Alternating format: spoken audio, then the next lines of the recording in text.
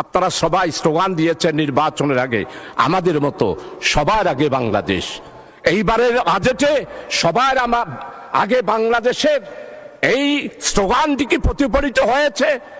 এটা যদি প্রতিফলিত হতো তাইলে আপনারা কৃষি সম্পর্কে যেই বক্তব্য দিয়েছেন, বাজেট পেশ করেছেন, সেটা কি এইখানে আছে?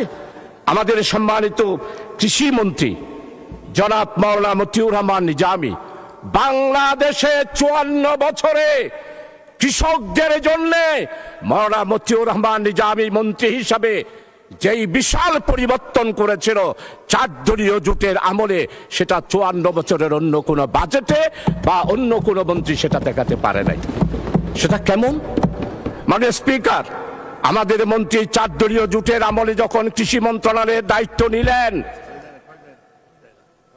উনি তখন ব্লক সুপারভাইজার ছিল প্রতি ইউনিয়নে একজন।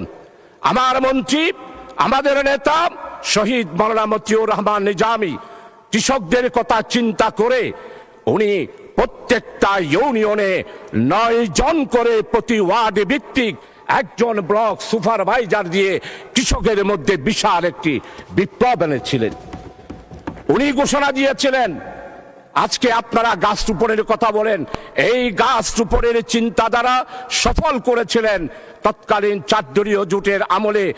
3 বারের প্রধানমন্ত্রী বেগম খালেদা জিয়ার আমলে সফল কৃষিমন্ত্রী মাওলানা মতিউর রহমান নিজামী বলেছিলেন, একটি বাড়ি খামার বাড়ি আর বনজ শিল্প, বনজ ঔষধ এবং অর্থকরী গাছ লাগানোর বিপ্লব এনেছিলেন মাওলানা মতিউর রহমান নিজামী।